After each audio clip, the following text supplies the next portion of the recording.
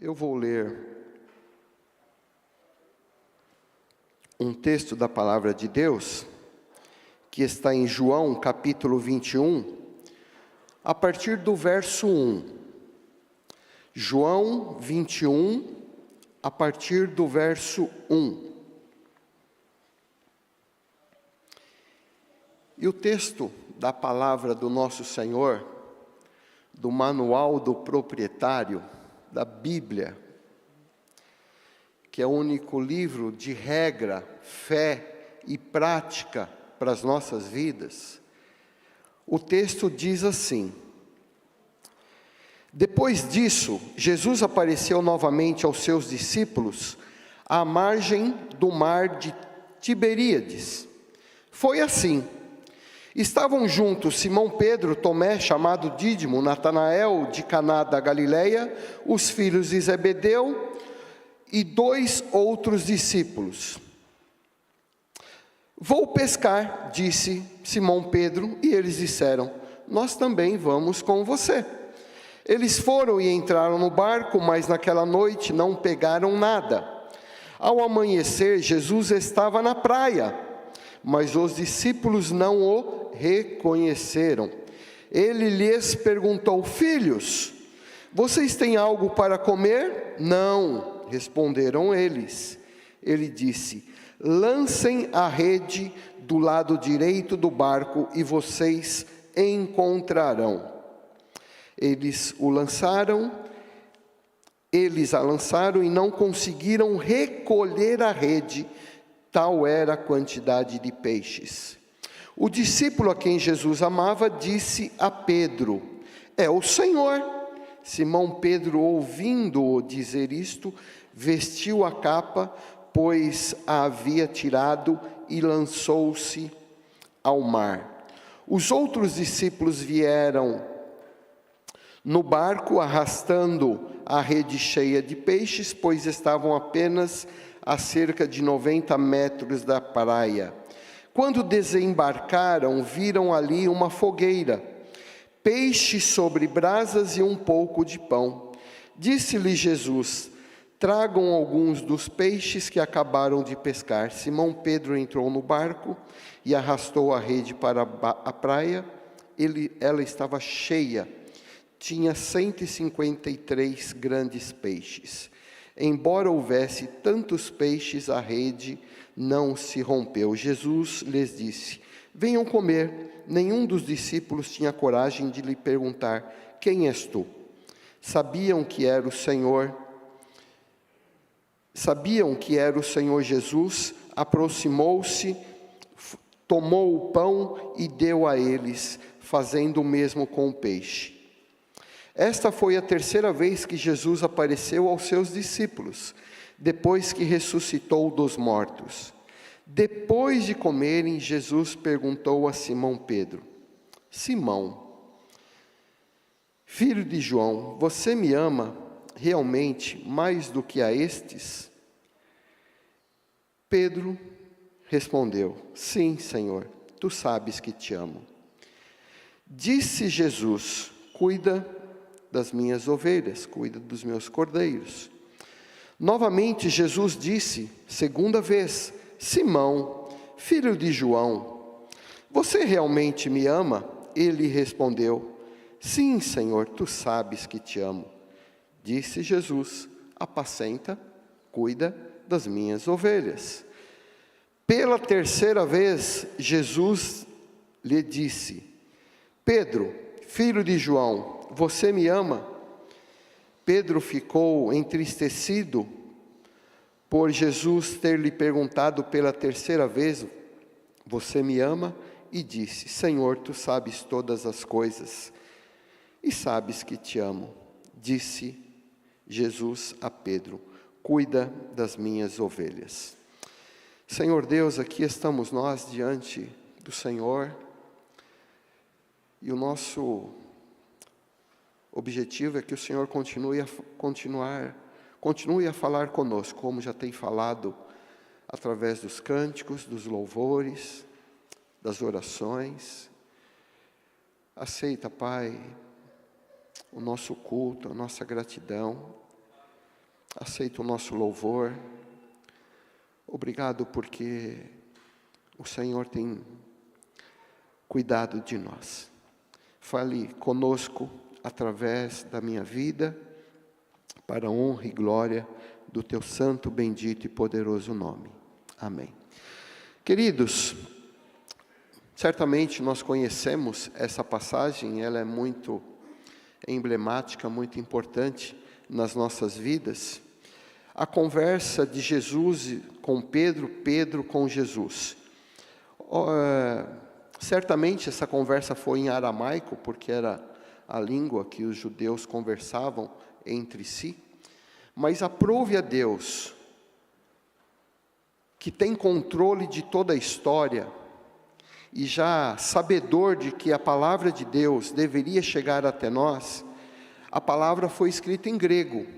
Então o texto que nós lemos aqui no Evangelho de João, ele foi escrito em grego, porque era uma língua que alcançava muitos outros povos no primeiro século.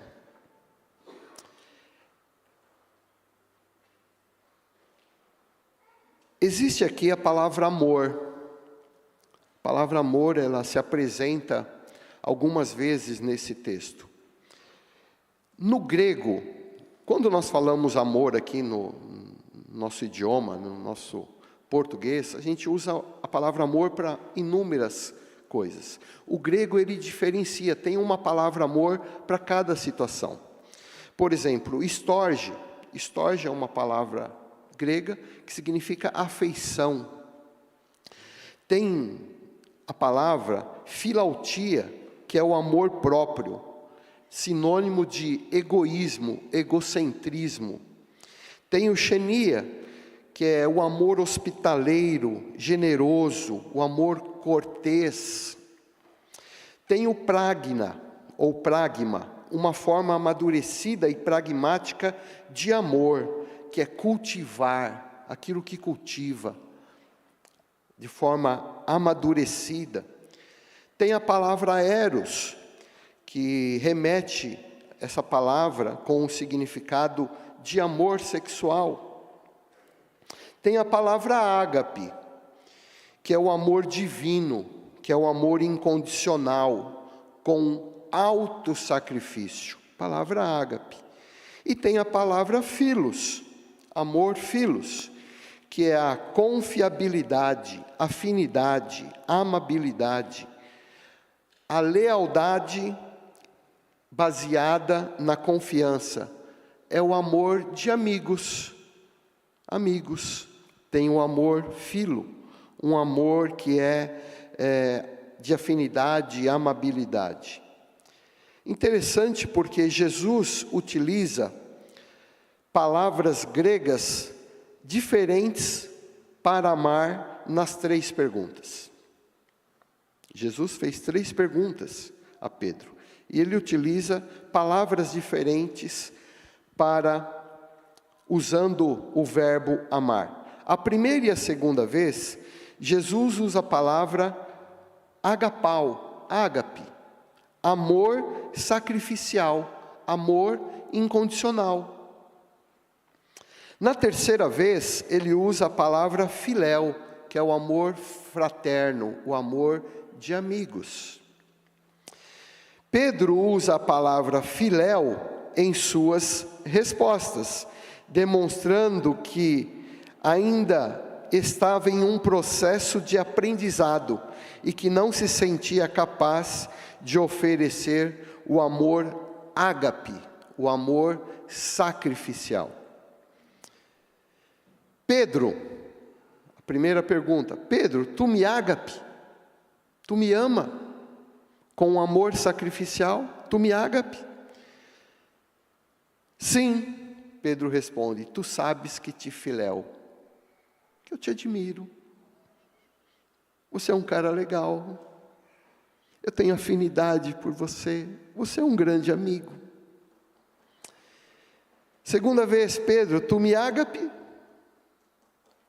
Sim, tu sabes que te filéu. Cara, você é bom, você é maneiro, você é legal.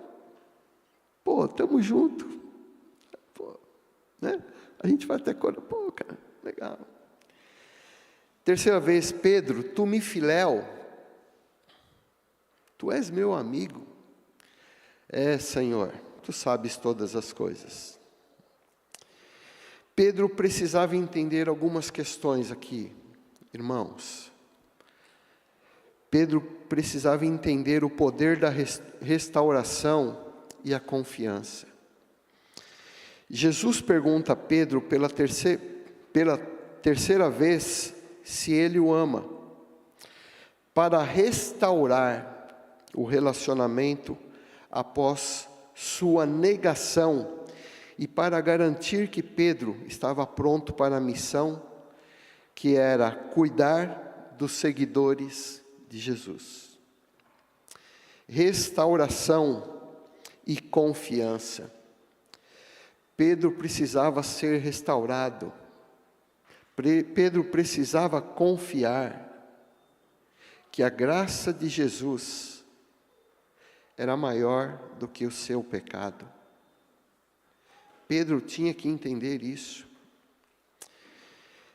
Então Jesus estava reafirmando o chamado de Pedro, estava comissionando Pedro a cuidar dos propósitos de Jesus, daquilo que Jesus veio fazer, daquilo que Jesus havia confiado a Pedro.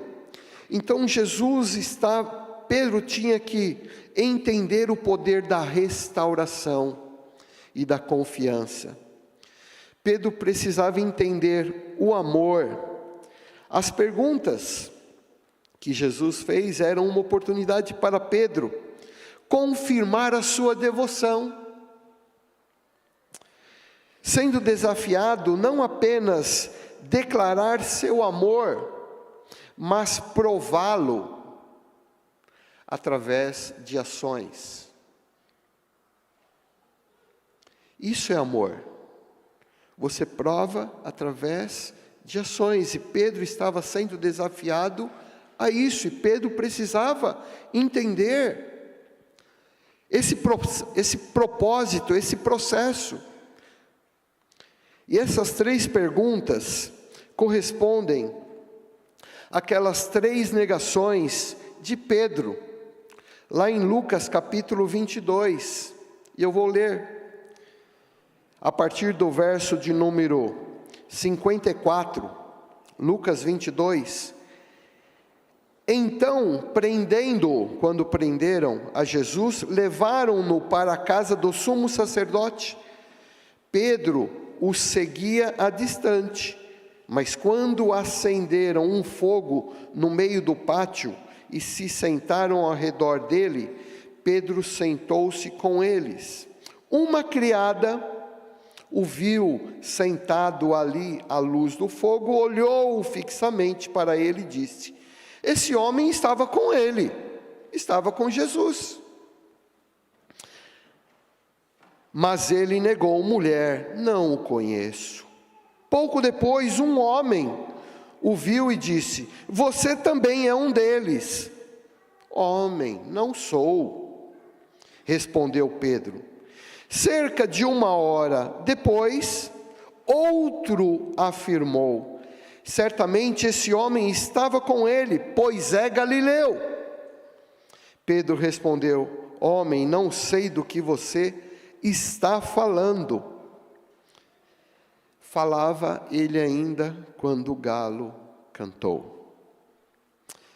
Jesus usa essa repetição para dar a Pedro a chance de se arrepender e ser restaurado na sua posição de discípulo. Ser restaurado. Muitas vezes, eu e você precisamos ser restaurados na nossa posição de discípulos. Muitas vezes nós erramos, cometemos erros, pecamos, e não nos arrependemos, e com isso nós não somos restaurados na posição que um dia Deus te colocou, posição de discípulo, de servo do Senhor. E Pedro precisava ser restaurado nessa sua posição, nessa sua condição que Jesus, que Deus o havia colocado. Então a ideia era encorajar e exortar Pedro sobre aquilo que Jesus queria fazer através da vida de Pedro, por meio de Pedro, por intermédio de Pedro. Então Jesus estava encorajando e exortando com essas 3 perguntas, para que Pedro se posicionasse e fosse então, se colocasse então na posição de um instrumento nas mãos do Senhor. Pedro, você pecou, você errou, mas a minha graça é maior do que isso, porque onde superabundou o pecado, ou onde abundou o pecado, superabundou a graça. Essa é a graça que nós conhecemos. Ao perguntar a Pedro, tu me amas? 3 vezes, Jesus está sinalizando a importância do amor de Pedro e da obediência inabalável ao Senhor. Obediência. Jesus começa questionando Pedro sobre seu amor por ele, e cada vez que Pedro responde afirmativamente, Jesus segue com a ordem: apacente as minhas ovelhas, cumpra o seu chamado, cumpra o seu propósito, faça aquilo que Deus colocou nas tuas mãos. Corresponda com aquilo que Deus espera de você. Corresponda com aquilo que Deus lhe tem dado através dos dons, talentos, competências, recursos.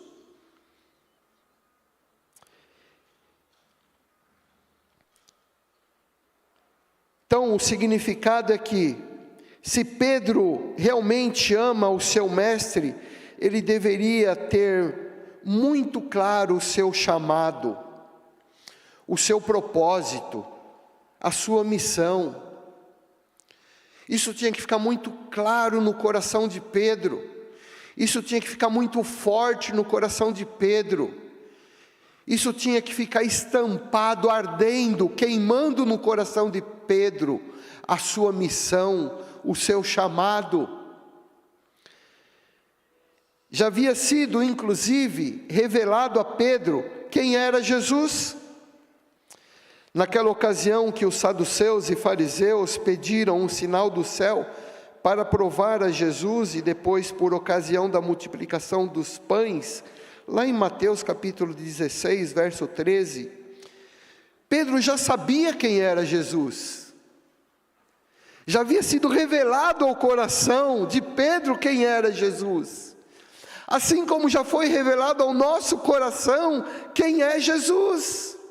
E eu quero ler esse texto de Mateus 16, 13. Quando Jesus chegou à região de Cesareia de Filipe, consultou os seus discípulos: quem as pessoas dizem que o Filho do Homem é, que eu sou? Eles responderam: alguns dizem que é João Batista, outros Elias, e ainda há quem diga Jeremias ou um dos profetas. No verso 15, então Jesus interpelou: mas vós, quem dizeis que eu sou? E Simão Pedrão, respondeu: tu és o Cristo, o Filho do Deus vivo. E um pouquinho antes, no verso 12, mesmo no capítulo de Mateus 16, está escrito assim: Deus revela Jesus a Pedro. Deus havia revelado quem era Jesus ao coração de Pedro. Por isso que Pedro sabia quem era Jesus.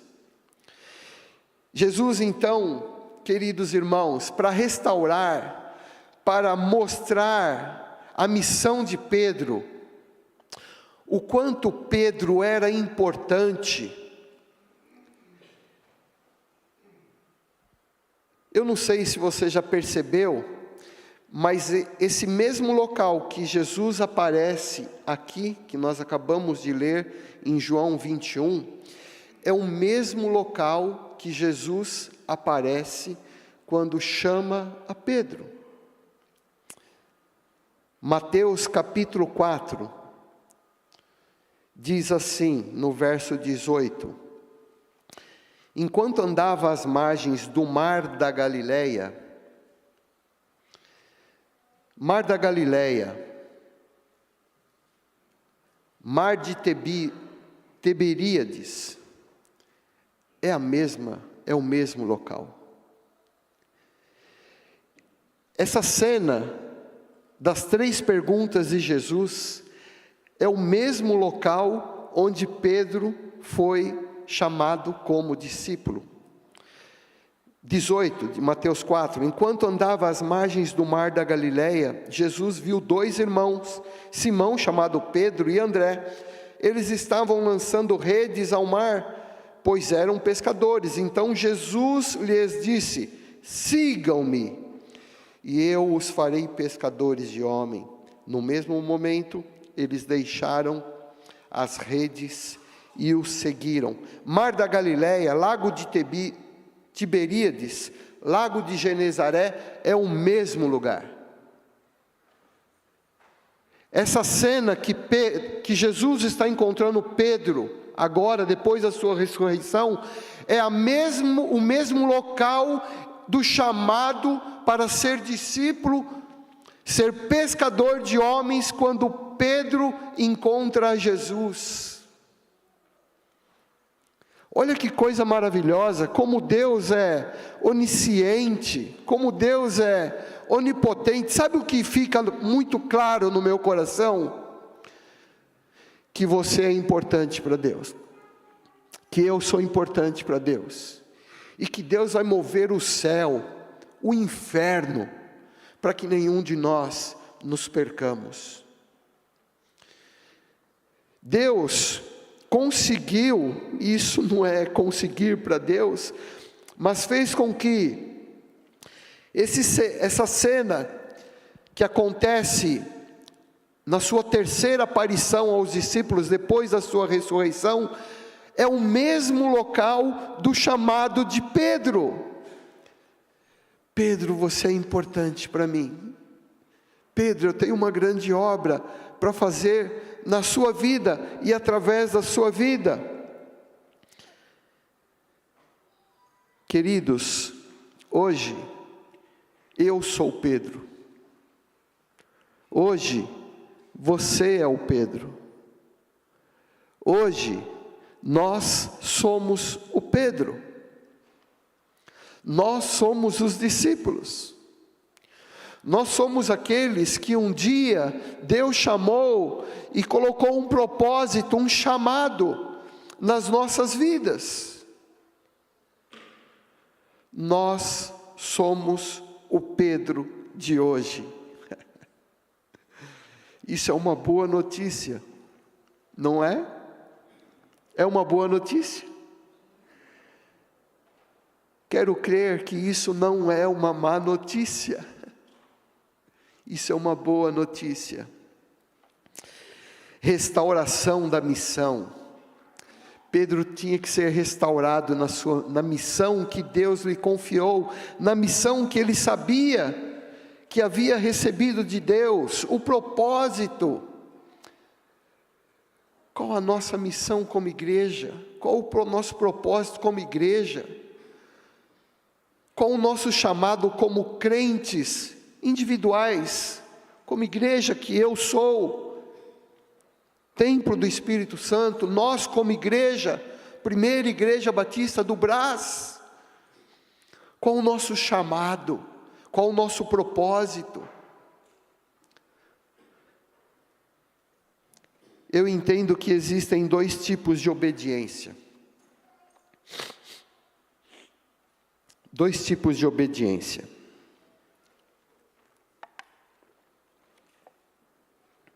Eu estou quase cantando no conjunto Jade. Eu vou pegar seu lugar, viu, irmão?